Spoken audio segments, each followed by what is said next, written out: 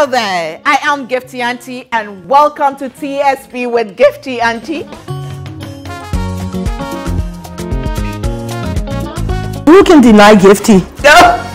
I don't think anyone shall. Thank you for having me.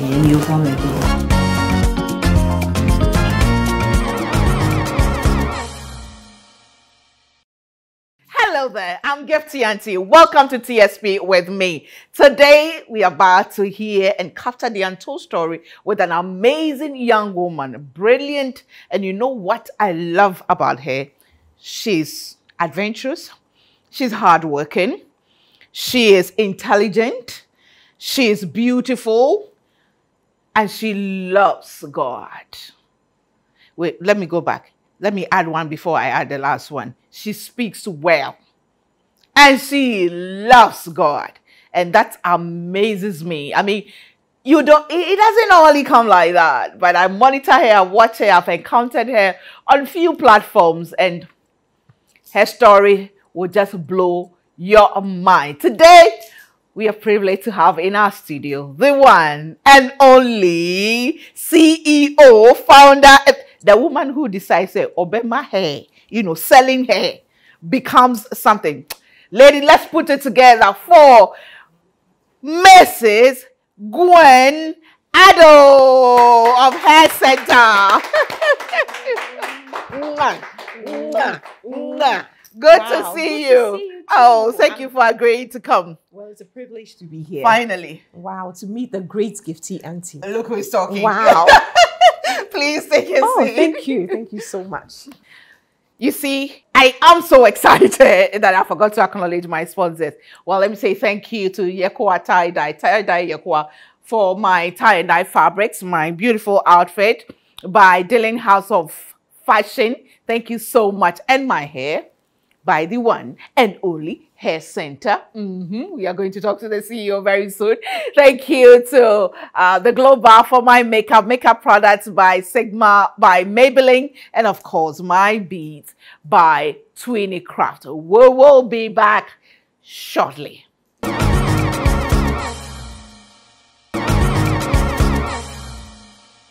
Welcome back to TSP with me, Gifty Auntie, and we are about to capture the untold story of the banker who decided that she wants to sell hair.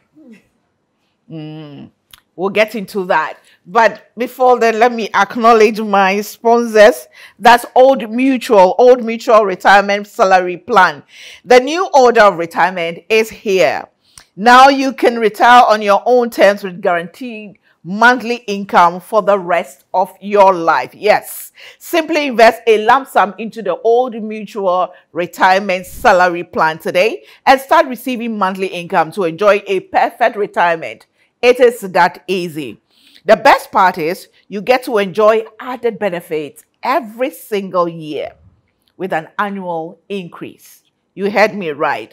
Call Old Mutual today on 050-453-4333, 050-453-4333, or visit www.oldmutual.com or simply dial *789*01# to request a call. Obrapa Ahoto Enquire. Vena Mineral Water, purified mineral water. Balanced pH level, low in sodium, and it has all the required minerals. And of course, Kidsville, that's the place to be with your kids. It brings out the child in you and it helps your children, realize, bring their dreams into fruition. Everything from toys to everything kids. Under one roof, you'll get it there. And the excitement is on another level. We are also sponsored by Telecel. You know the new order, Telecel. You get all the benefit, the quality, the clarity, the data is the most reasonable network you can be on today. Now, to my guest, the one and only Gwen Adel, CEO of Hair Center. You know how I love the way you have many accolades. You've achieved a lot. Many people may not know you have qualifications, you worked at various places, but you always introduce yourself as you sell hair. That's true. Why is that?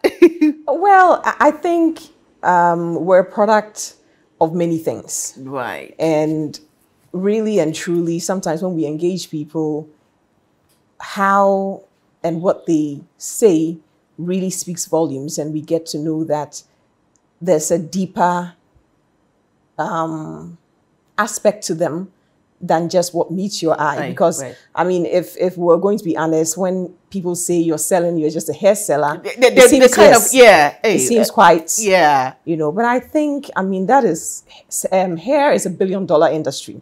And so I am very proud to say this is what I do, because it's an industry that is very rich. Right. And if you look at the statistics, Africans, are really part of the chain that is growing this industry. And so I'm happy to be a part of it. Yeah. I remember when you started. You remember our first encounter? Do you remember? And then later I saw the huge billboard around, Spinter's, the Coca-Cola. No, it's not Coca-Cola, Flower Pot. Yes. The huge billboard. I'm like, okay, you're one of those who actually brought a certain class to selling hair. Thank you. You changed the dynamics about hair selling and, how people perceive that industry. Was this something you did intentional? Well, first of all, I was somebody that grew up without having much hair of my own. Okay. And so I remember I never liked to go to the salon because I always felt people would laugh at me. I mean, imagine a child going to the salon and having all these little kids with hair getting braided, and you're also so tiny. You always have to add extensions, or you have to go to some doctor to prescribe something to grow your hair. I lived with this for a very long time. And so I was used to always... Did it affect your confidence? Absolutely, it did. And when I was much older, I remember I would go to the salon and I have a frown on my face because I know you don't want anybody to say anything. To say anything. So I'm coming with an attitude. I'm coming in with an attitude. And so it was natural. Hair was something that came very natural to me. And also, it was something I was not doing just for myself. I was doing it for other people who had the same issues that I had. And so the objective was not to go in to be a part of this, global pie, but I really wanted to solve a problem. Yeah. And it ended up being something else. I guess that's what is different about your story. Most people sell hair or see hair as I mean, a fashion accessory. I'm just where everybody's doing, so I'm just doing that. Oh, I'm bored I'm tired of going to the salon, so I just want to do this. So but you have this attitude or this passion of solving a problem, helping build confidence, boldness, to let people know that there's a way out of your problem. Absolutely. Can you tell us the story behind it? What was it that you were born with no hair, or it was a health condition? Actually, I was born with some hair, but not much. And as human as we are, we're insatiable. We always want more. Right. And so I remember as a child, my mom was obviously very worried because the hair will grow in some parts and not other parts. Right. And she'd take me to all kinds of doctors who would prescribe things that were not working. Because I'm sure she had plans for her daughter, butt ribbons and all that. But ribbons, and imagine, I mean, we're six of us, 4 boys, and then there were 3 boys before I came. So you can imagine a mom having the girl for the first finally time. Yes, I had the dresses and the ribbons. That won't work on my hair, so it was difficult. But then I wasn't very focused on that because I knew I was more than hair. And so after university, I went straight into banking. I was with Standard Chartered for a couple of years. And then whilst I was there, I started selling this hair.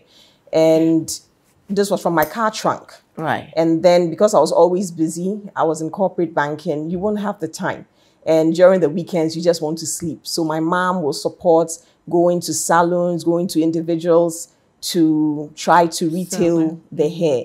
And so this was from 2008. So it wasn't until 2012 that we had our first store.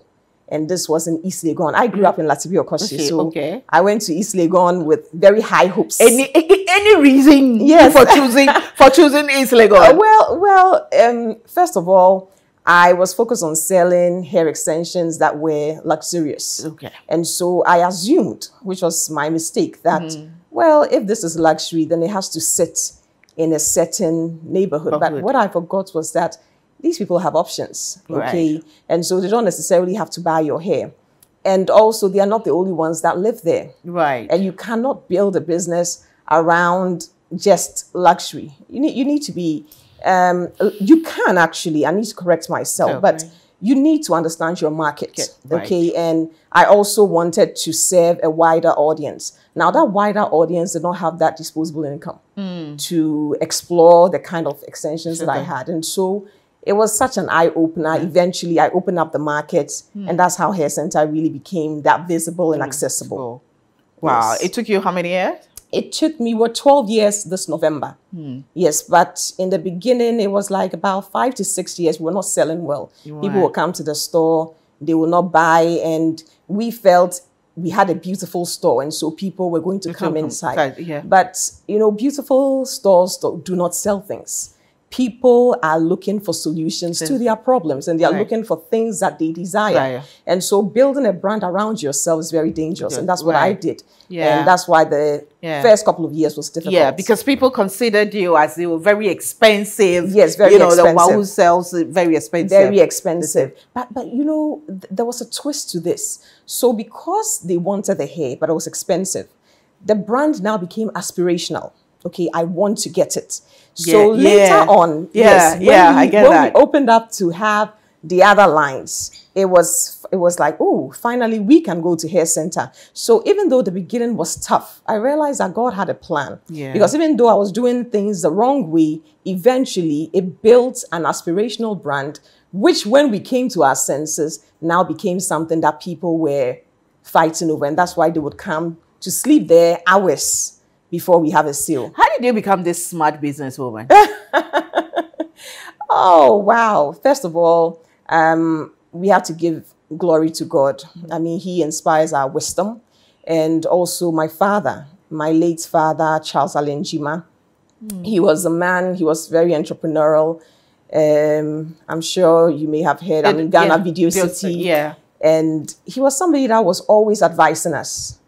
Always will speak to you, and that counseling really did help me because it wired my mind differently.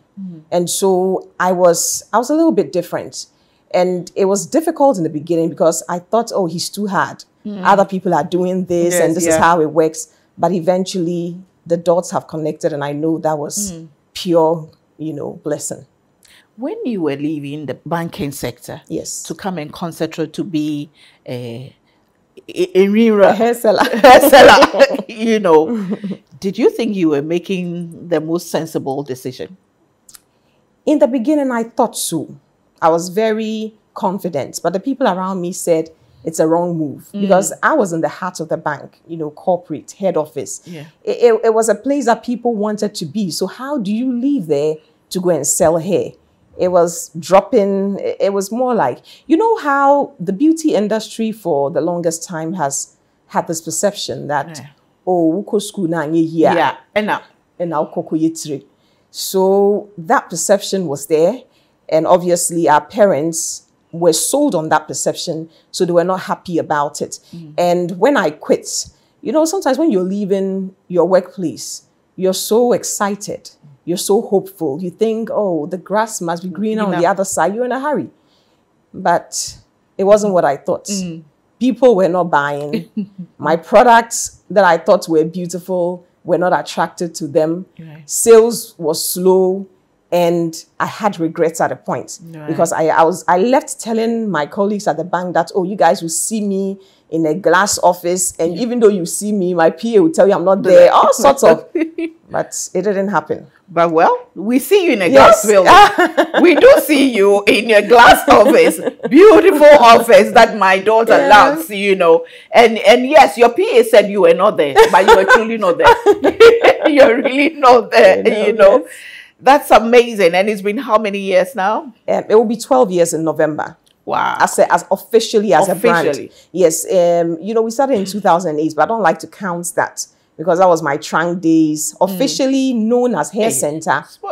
Don't disregard where you small beginnings. Yes, that was Gwen Adel Limited. Then Gwen Adel Limited, we did garden sales during Easter, and then small beginnings on table mats and all of that. Every now and then I post it. Now, mentioning your father, now I get to know that, you know, that entrepreneurial spirit, business spirit as in you. But what's about your mother? What did she? My mom was a banker. She was a merchant's bank. Oh, she was also a banker. Yes, and it's very interesting you asked. Yes, it's very interesting you asked because she left Merchants Bank to go into Makola to trade, you know, and my dad was also in Kantamanto. So we grew up in Accra Central, you know, we go and we took turns going to open the store. My mom was selling fabrics.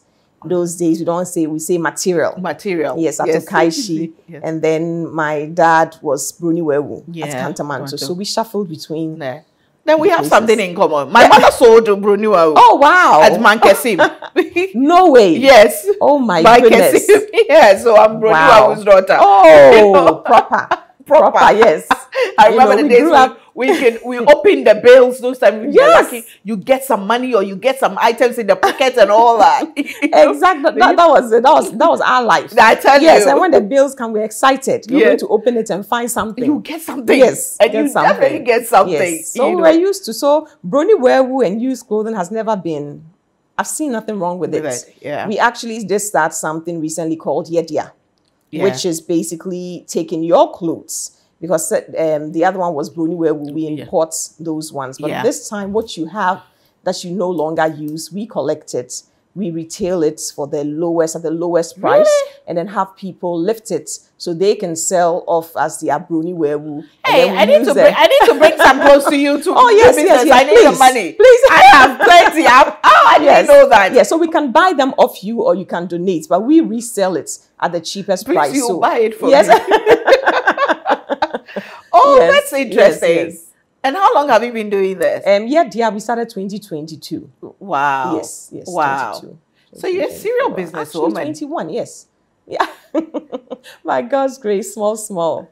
Yes. You know, another amazing thing about you is your passion for what you do as someone who sells hair has also put you on platforms, international platform to speak.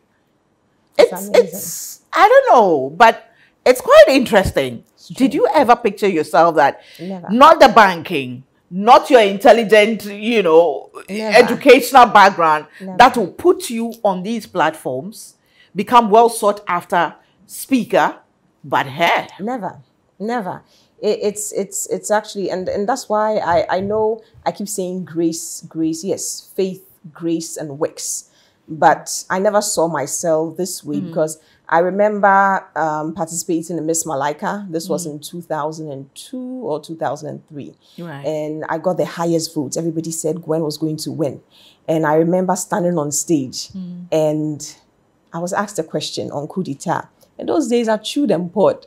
So I started speaking and then I forgot a sentence and everything came rushing out of my mind. And I was just standing there and I said, I can't believe this is happening. And I walked off stage. And I was very intimidated by crowd. I could not speak. Everyone that knows me finds this surprising. And it just makes me understand that we're made for more. Yeah. Okay. Sometimes the world makes us believe that this is where we belong. This is how God made you. But God has given us dominance. God has given us power. And so all you need to do is to have faith. Surround yourself with the right people that believe in you, and believe me, you will transform to become something that you never imagined. Yeah, and you use this to empower women. Yes, absolutely. Because I know it's by grace. You know, the first time, I don't remember when it started, but the first time I saw people sleep outside the store so that they can come and buy hair in the morning. You know, we have this annual sale in December. And sometimes people come from Sunyani and all sorts. And then they come in the evening, sometimes around 6 p.m. And we ask them, what are you doing here? So, oh, well, I'm coming to wait outside till you guys open the store tomorrow so I can come and buy. When I saw those crowds of people and I saw that I was selling, and I was not the only one selling hair, I knew there was a greater purpose. And it wasn't random. Right. And that's what I've always, that's what essentially has kept me going. Understanding that you're not just merely selling hair, you're using your platform to inspire so many other businesses, so many other men and women. And that should be what inspires you to wake up in the morning to keep on pushing, because you're doing more than hair. I heard you speak, I think the Women in Entrepreneurship, one of their conferences, where you talked about during the COVID period, where you were so lost, you didn't know what to do because nobody was going anywhere. Nobody was going to buy hair, but you decided to take a different approach towards it. You decided to do what? Live. Yes, I turned my closet into a store, you know, because I remembered what we were built out of. Hair Center was built purely out of social media. And so if the world is on shutdown, and we were always hopeful that this too shall pass. I knew COVID would pass. Right. So, but I also knew that we can't go to sleep because COVID had arrived. And if people are on the internet, then maybe I can transform this space into a store and sell online and tell them that because this will pass, buy now, and then tomorrow, when this is all gone, you can pick it up. And I also used that opportunity to become a business strategist. So I trained over 150 people one-on-one via Zoom during that time, business people, you know. So, because I think we're supposed to have a class before the lockdown. And so when it didn't happen, I said, why not? This too. Yes. And this is a paid for training. Oh, yes, absolutely. You should have seen your face. Yes. Oh, yes.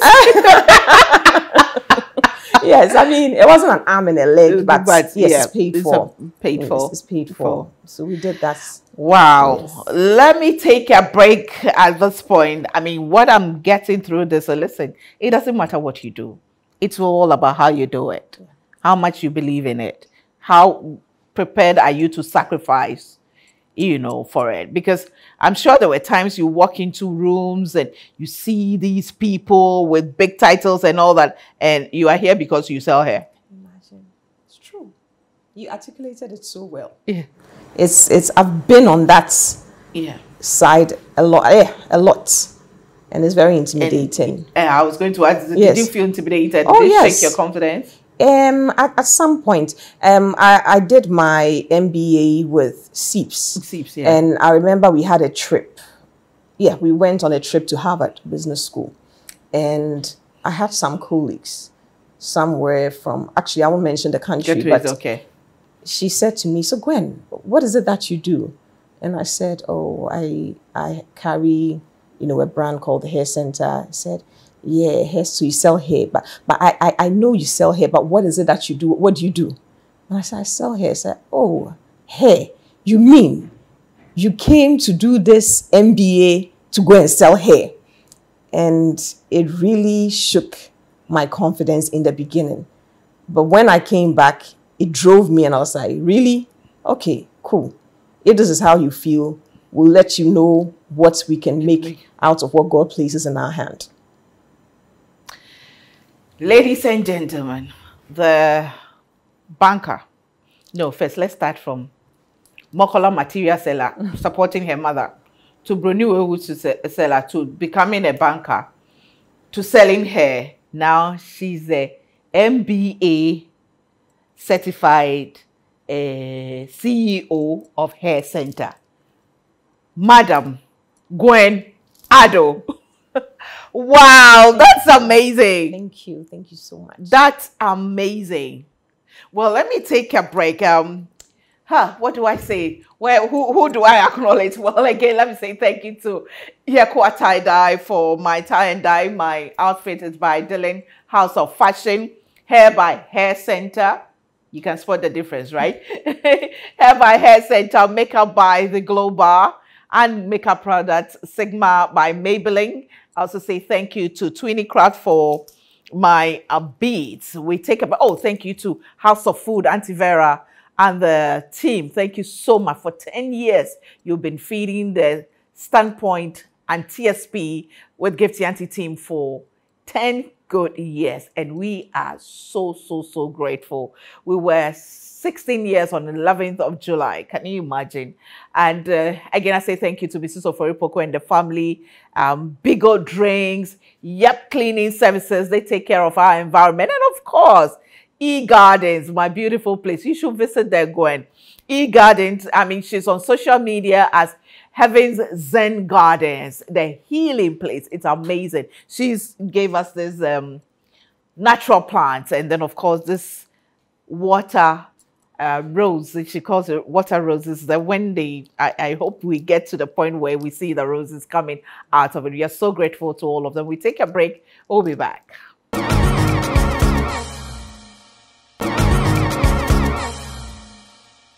And welcome back to TSP with me, Gifty Auntie. Once again, let me say thank you to Old Mutual Retirement Salary Plan. The new order of retirement is here. Now you can retire on your own terms with a guaranteed monthly income for the rest of your life. Simply invest a lump sum into the Old Mutual Retirement Salary Plan today and start receiving monthly income to enjoy a perfect retirement. It is that easy. The best part is you get to enjoy added benefits of an annual increase every single year for the rest of your life. Call Old Mutual on 050-453-4333. 050-453-4333 or visit www.oldmutual.com or simply dial *789 *01# to place a call.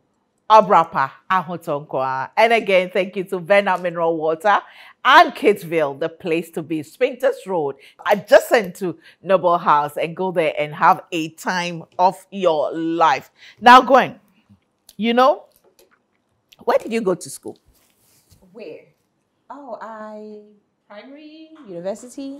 Primary. Okay, so I was at New Hope. New Hope in Latibiokoshi Secondary. Late Biokoshi. Yes. And secondary was Akusumu International. You went to Akusumu International. Okay. Yes. And then after that, I was in University of Ghana, Legon, where I majored in philosophy. You majored in philosophy? Yes. Wow. So my plan was always to be a lawyer, and then I ended up at the bank and hair seller. But the law is still not off the table, is it?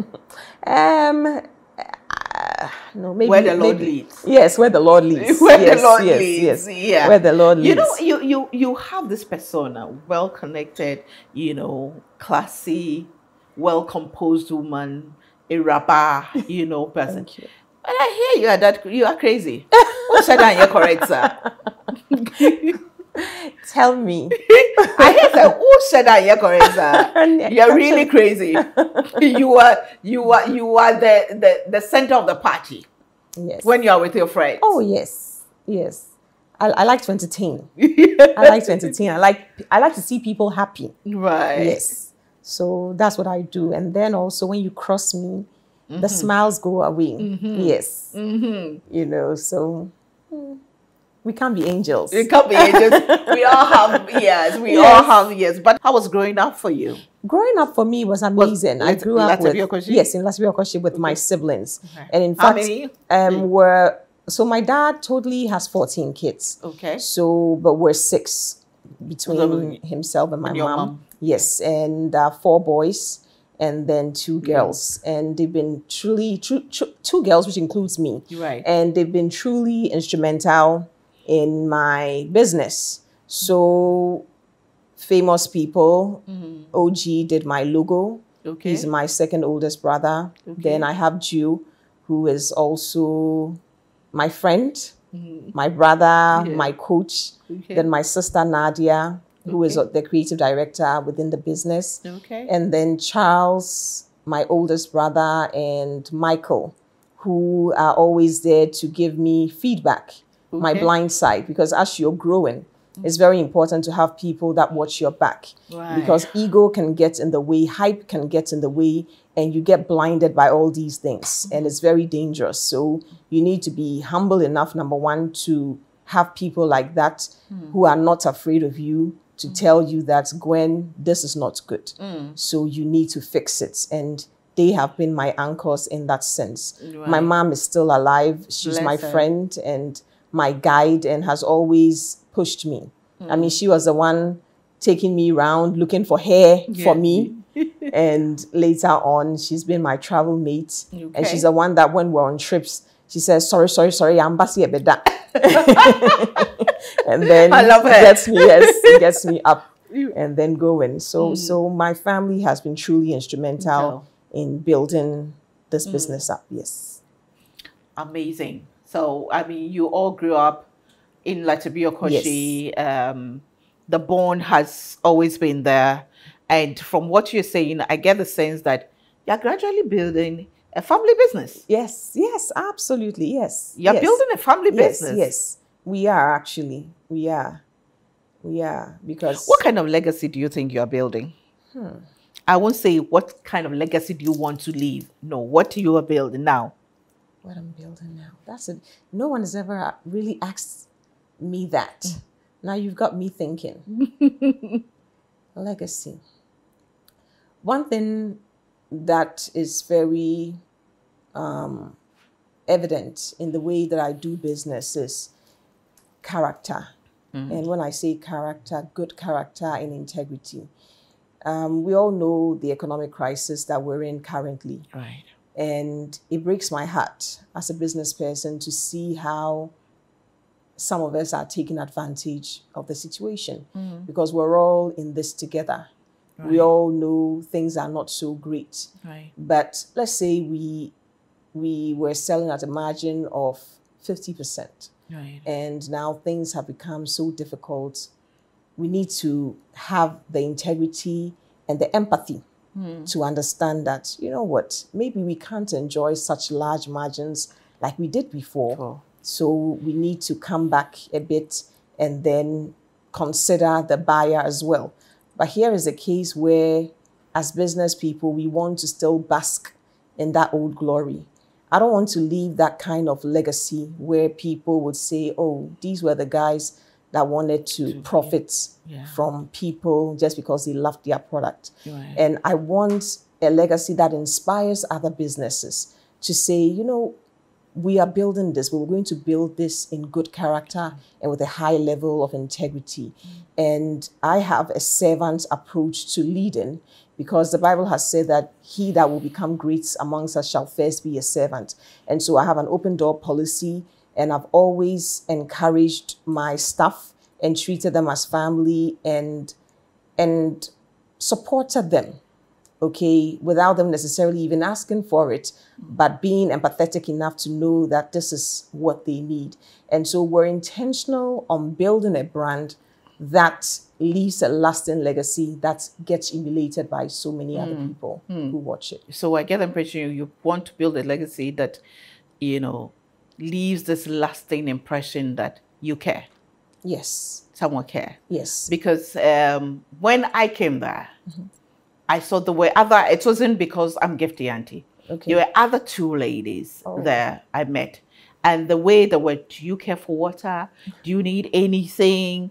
You know, my daughter was hungry.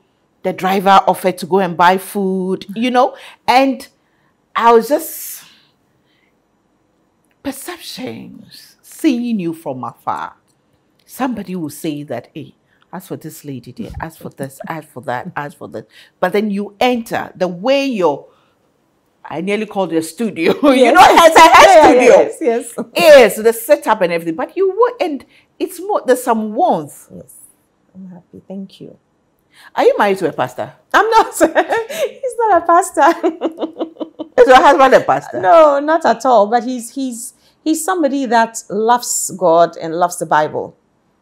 Because everything about you is God. Yes. Because as part of the questions that I had, the discussions that we were going to have, I was going to ask about the God factor in your life. Wow. But right from the beginning, you've been talking about the God factor. I introduced God first.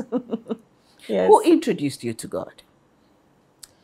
Who introduced me to God? Okay, so growing up, we didn't like church.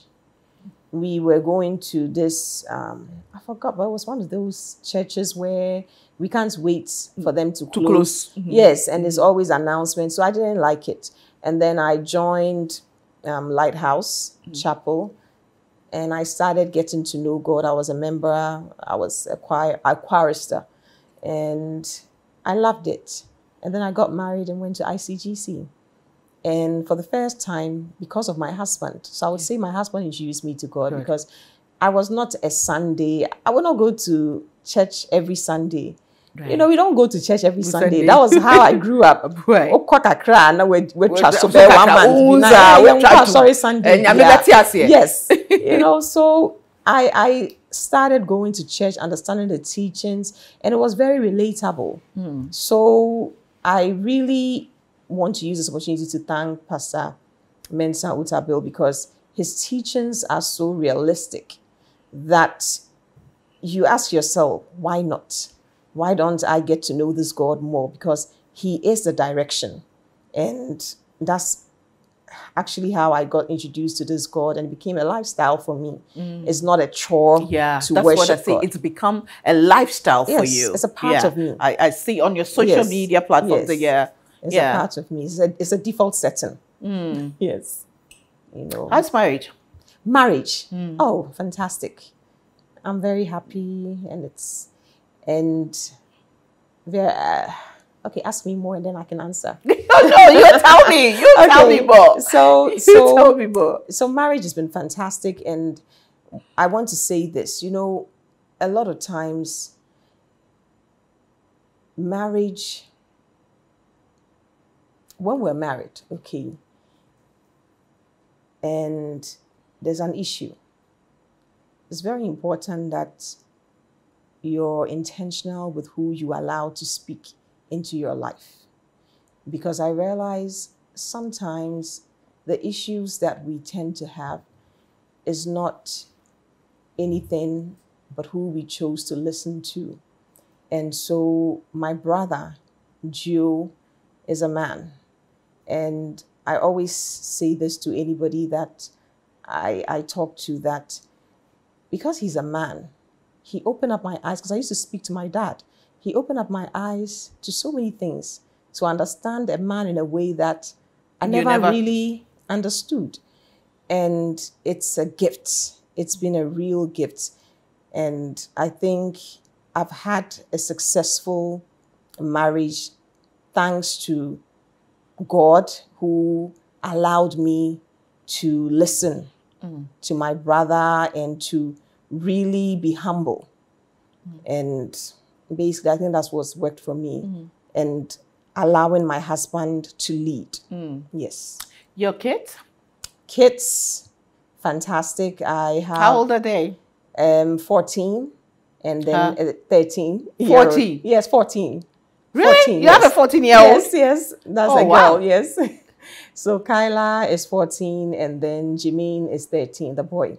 So the girl is very sweet. Wait, 14 and 13. 14. Yes. Sister. Yes. When you're butcher. Aye. Back to back, pa. Back to back, pa. Aye, back to back. Was it strategic? It wasn't. It just happened. Too much excitement, and it just happened. You know. I told you so. I said that you're correct. Yes. You know. Let me put this question well. Okay, so with the little research I did, with your husband, what he does, you can decide your own way. Yes. Yes. And you'll be okay. How important is it for a woman to earn her own money? You know, it's very important. So I was speaking to my friend about it, because sometimes you need something and you want to get it. Imagine that you're stuck. If you don't have means of creating your own income, you will be stuck. and you will not like it. And it's going to make you angry. It's going to depress you. You're going to turn into a bitter person, and you're just going to be miserable because you're a wife, but you're also your own person. Okay, so it's important to honor your person as well, because it will help you in the long run. I am running my own business, and I'm very happy that I made that decision. He's very proud of me. He's been very supportive, and it's a great feeling to know that you can also support. You can also be dependable. You can also be a provider. There's a confidence that it gives you that I want every woman to experience it in their lifetime. Yes. And these days, I get excited when I see young women who are into business. Yes. You know, thanks to social media, Yes. and they are very aggressive out there. Yes. You know, really pushing it. There's a young lady who touched me. She's called Frimpong Manwe. Wow. You know, I lost my brother, and during the grieving period, one day she just calls me and says, "Mommy, I've seen that you lost your brother. I think you need black clothes. So I'll bring you black clothes, okay?" Wow. I was just, you know, how thoughtful. Forward thinker, yeah. You know, I think you need black clothes. So and truly, I was struggling with black clothes because, well, I was the one raised on when you wear black just so I didn't have many black clothes, you know, and you have to. And she just did, and you see a lot of them striving, you know. What is your advice to them? And the young one out there saying that, I want to sit in an office, I want to sit, I want to do this. And some of them in the workplaces, but they are unhappy. Yeah. Sitting on their potentials. It's true. Well, what I would say to any young lady is what my dad said to me. He said, youth is a blessed time, but the blessedness of youth is only and fully realized when it has passed. When we're young, please repeat. Youth is a blessed time, but the blessedness of youth is only and fully realized when it has passed. Deep. So when we're young and vibrant, we tend to think there's a lot of time. And so we sit on our potential and we think we can do it another day. Or sometimes if we're even already doing it, we don't go the extra mile. The issue that we tend to have with ourselves is that we get awarded too quickly. And so someone is pushing for excellence, but they are nowhere yet, and they receive an award. And unfortunately, it's not everybody who receives an award and it inspires them to push harder. Some people receive it and then they go to sleep. They've arrived. Yes, they've arrived. And so I realized that we consistently celebrate mediocrity, and we're not encouraging people to push. And so if you're young and you're listening to me, I want you to understand it's very important to keep pushing. And your differentiation is going to come from your extra mile, because people are working, but not many people are willing to go the extra mile because it's tiring, it's frustrating, it's lonely, and it's dark.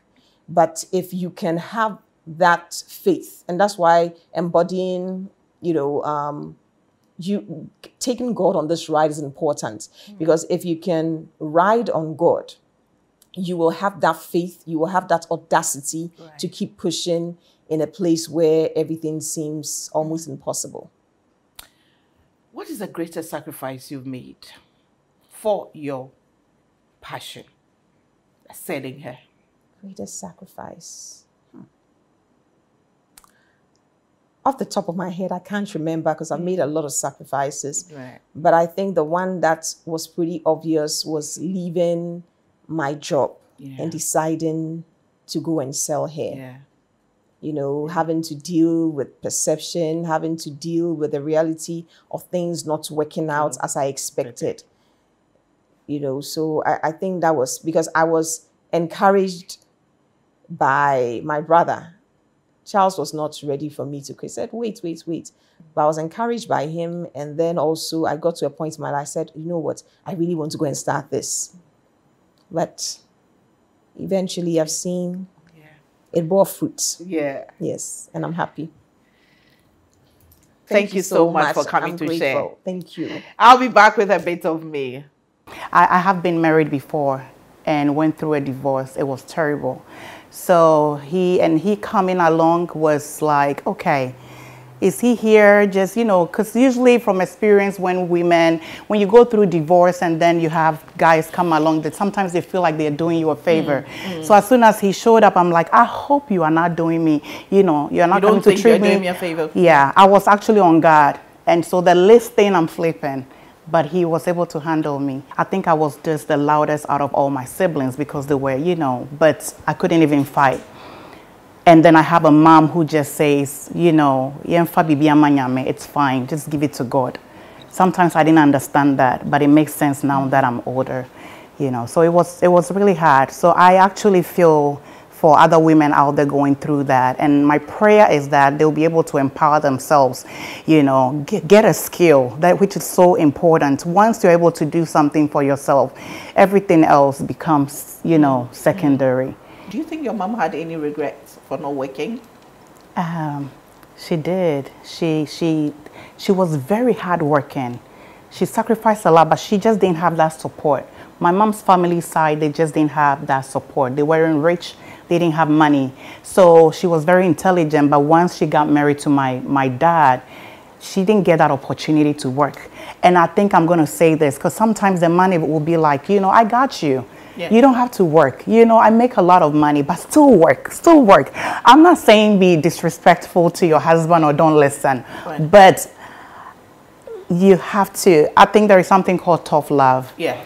And you have to, I pray that women will be able to practice that in their marriages.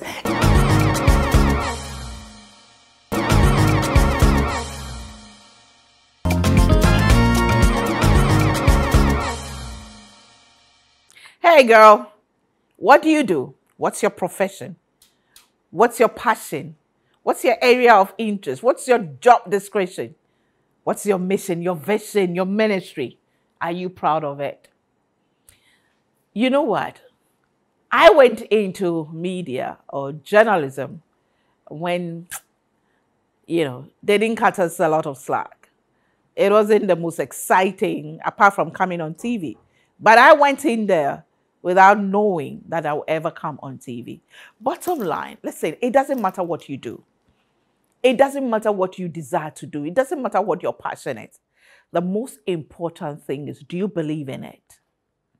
Do you understand it? Are you willing to constantly add value to yourself? Are you willing to make sacrifices? Are you willing to do it diligently, honestly, with loyalty?